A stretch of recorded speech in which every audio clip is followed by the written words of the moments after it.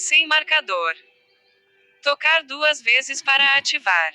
Marcadores disponível. Use o gesto deslizar para cima e para a direita para conferir. Saudações em Cristo Jesus, nosso Mestre e Senhor.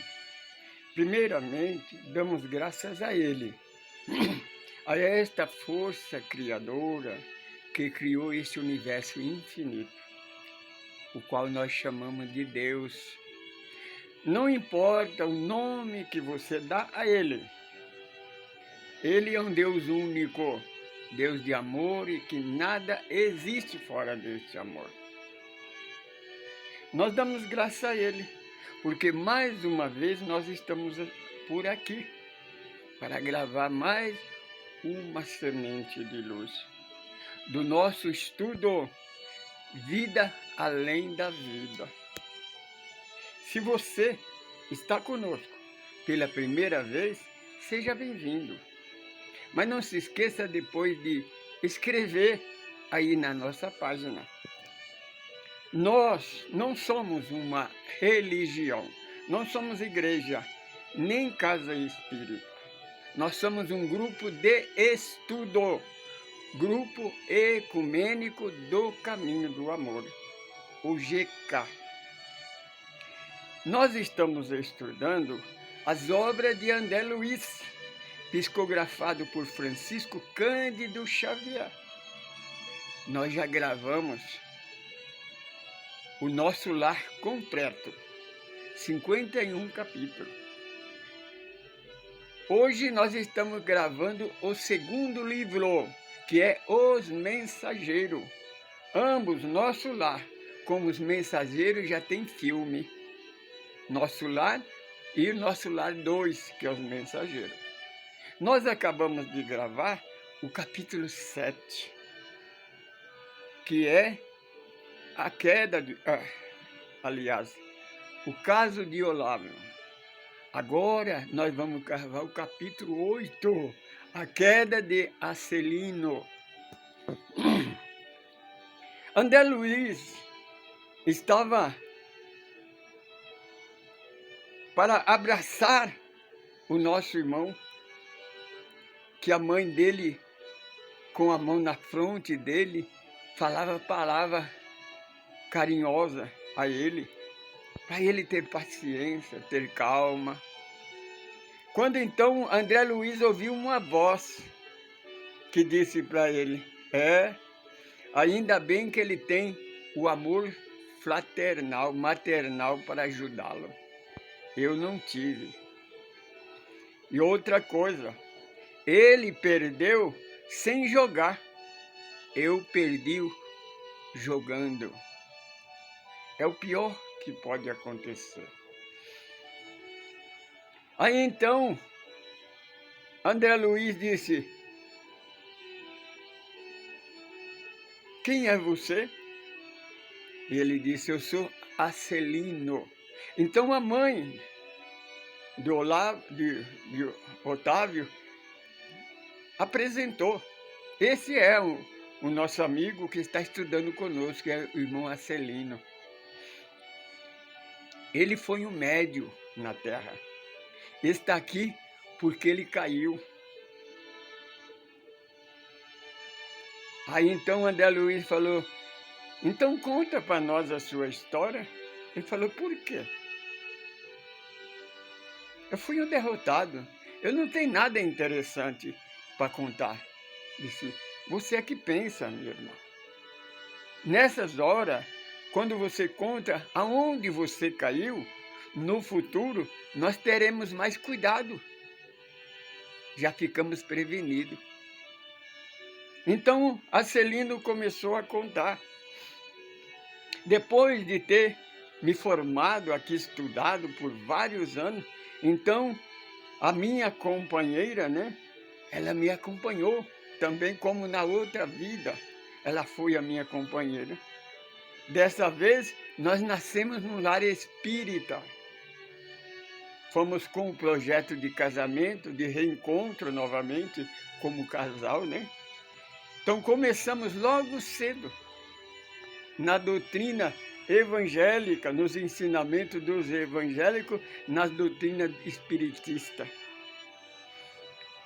A minha mãe era muito cuidadosa, devota à doutrina de nosso Senhor Jesus Cristo.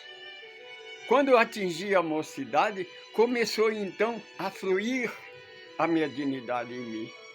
Uma mediunidade de psicografia, de psicofonia, de audiência. Para você que não tem algum conhecimento, é a melhor mediunidade, melhor médio que possa nós termos numa reunião mediúnica. Reunião mediúnica é quando nós reunimos para conversar, entrar em contato com os nossos irmãos do outro lado da vida. Irmão que já desencarnaram, já estiveram no corpo conosco. Agora ele está do outro lado da vida, passando para nós o que aconteceu, como André Luiz está fazendo para nós. Então, quando tem num grupo mediúnico um médium que é vidente, audiente, porque ele ouve e vê o espírito. Então, quando o espírito se manifesta, ele explica, ele fala quem é que está falando, como ele está vestido, qual é a necessidade e qual que é a intensidade das suas intenções. Então ele começou a evoluir. O grupo então elogiava. Comecei a ser requisitado por vários grupos, porque era muito importante a minha presença. Aí casei com a minha esposa, e ela era uma espírita fervorosa, e continuamos a trabalhar. Aí começou a aparecer as dificuldades, né? Para mim trabalhar na casa espírita, para exercer a minha mediunidade e trabalhar na vida material, estava tendo dificuldade. Então aí eu tive um pensamento, um raciocínio. Espere aí. Os católicos, apostólicos, romanos, os sacerdotes não têm salário para exercer o seu ministério espiritualista? Os pastores evangélicos, protestantes, também são remunerados, têm salário, têm ajuda material. Os espiritualistas também recebem. Por que não? Nós espíritas não podemos receber um pouco de ajuda para nos ajudar. Eu farei o seguinte, eu vou abrir um escritório para consulta. Quando a pessoa for rica, tiver posse monetária, então eu cobro o preço certo. Quando for pobre, sem assistência, eu farei um precinho bem acessível, usando a caridade, né? Ele queria dizer que aí ele estava sendo caridoso. Então ele foi advertido pelos colegas, pela esposa, pelo plano espiritual. Olha, não faça isso. A mediunidade não se deve cobrar. Você não pagou para receber essa mediunidade. Ela é gratuita. Se dá de graça o que de graça recebeste. O Senhor Jesus nos advertiu. Não ajuntei tesouro na terra, porque a ferrugem e a traça corrói. Ajunta tesouro no céu. Procura o tesouro do céu, que as outras coisas serão acrescentadas. Deus, nosso Pai, Ele ampara os seus trabalhadores. Mas eu não dei ouvido, não. Quando começou a abrir o escritório, começou a fama. Então as grandes figuras, os grandes artistas, as autoridades começaram a me procurar. E me pagava muito mais do que eu pedia.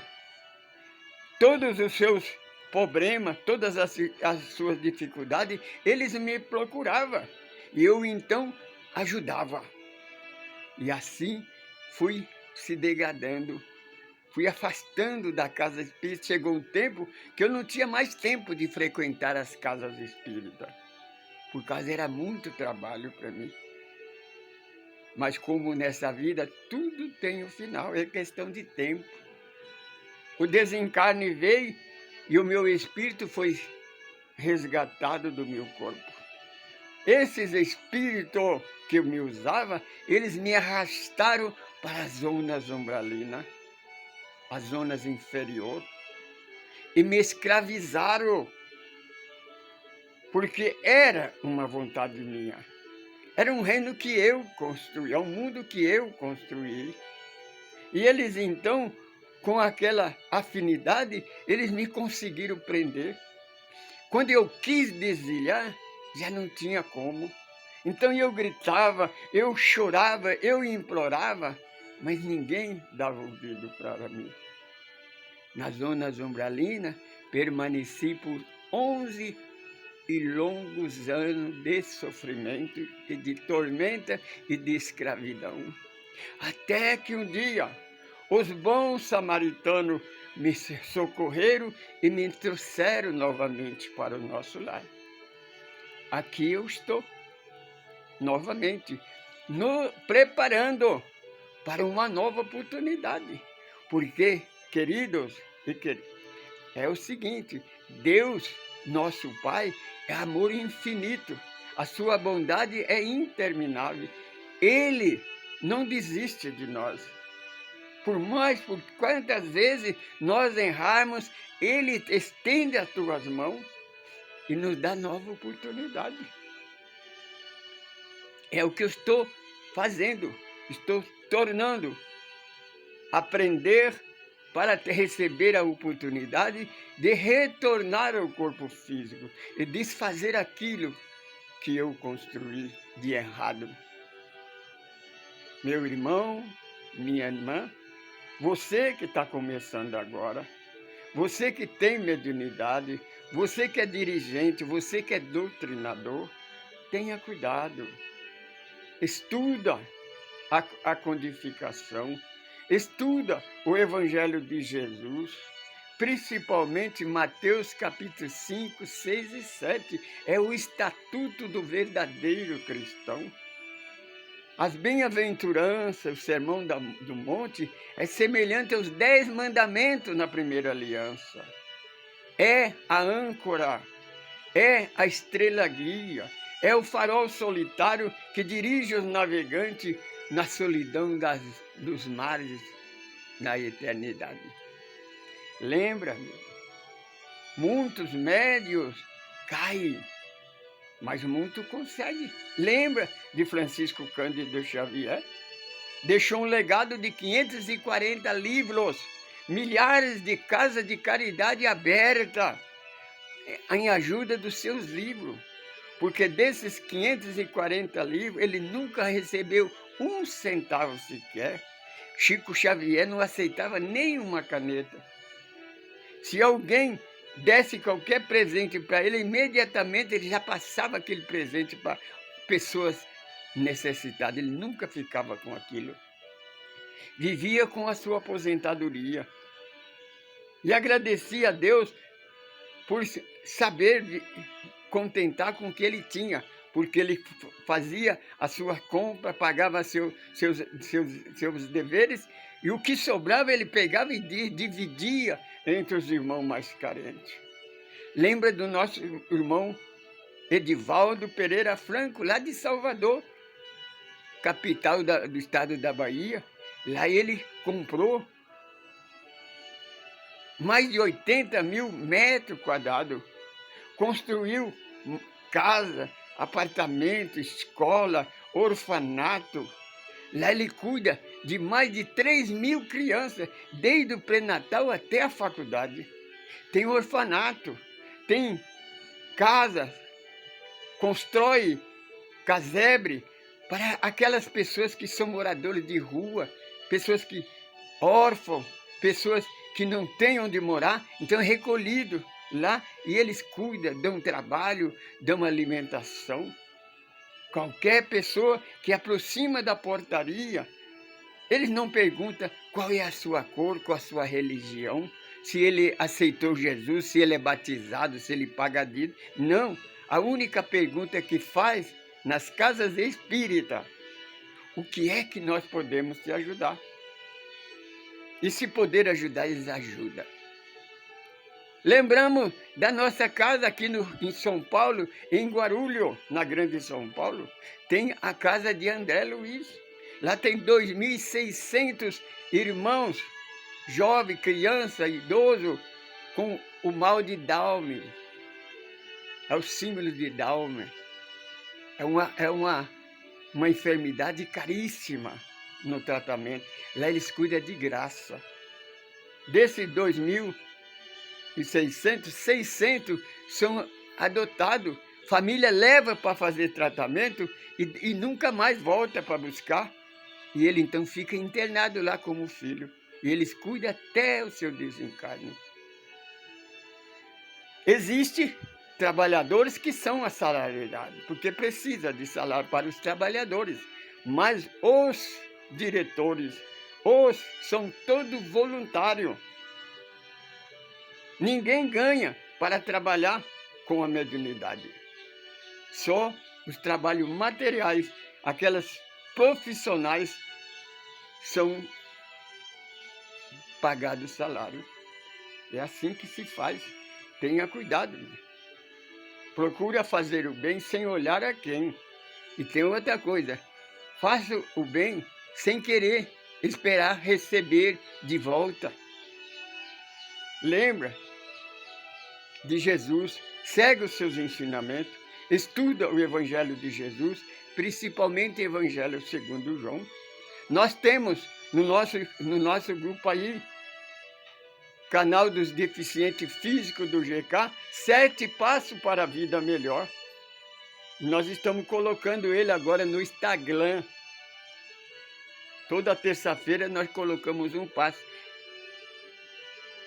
Assista esse estudo que você vai saber como se deve ser um espírita cristão, um verdadeiro cristão. O Senhor Jesus disse, os meus discípulos serão reconhecidos pela maneira de amar, não é pela aparência.